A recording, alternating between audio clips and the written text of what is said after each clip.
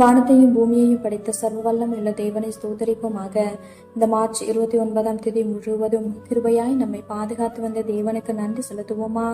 கிருபையும் மகிமையும் நிறைந்த எங்கள் பரிசுத்தமுள்ள நல்ல தகப்பனை ஸ்தோத்தரிக்கிறோம், துதிக்கிறோம் ராஜா. இரவு நேரத்திலும் உம்மை நோக்கி பார்க்கக்கூடிய கிருபையை கொடுத்ததற்காக நன்றி தகப்பனே. அப்பா, அந்த நாளிலும் உங்களுக்கு பிரியமில்லாத காரியங்களை செய்து உங்களுடைய இருதயத்தை துக்கப்படுத்தியதற்காக எங்களை தயவாய் மன்னியும் ஆண்டவரே. உனக்கு பிரியமான பிள்ளையை வாழ உதவி செய்யுங்கப்பா. இந்த நாளிலும் எங்கள் தேவைகள் எல்லாவற்றையும் சந்தித்து நாங்கள் சோர்ந்து போகாதபடி உடைய வார்த்தை கொண்டு எங்களை பலப்படுத்தியதற்காக நன்றி தகப்பனே.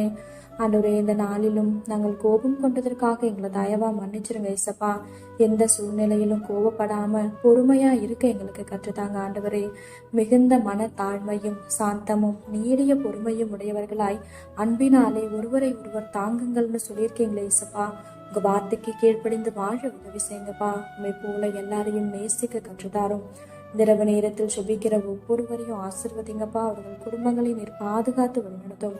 எங்கள் ஆவி ஆத்துமா சரீரம் முழுவதையும் கருத்துல கொடுக்கிறோம். நீர் பொறுப்படுத்தி நீர் வழிநடத்தும். இயேசு கிறிஸ்துவின் இனிய நாமத்தில் சுபிக்கிறோம் எங்கள் ஜீவனுள்ள நல்ல பிதாவே, ஆமேன்.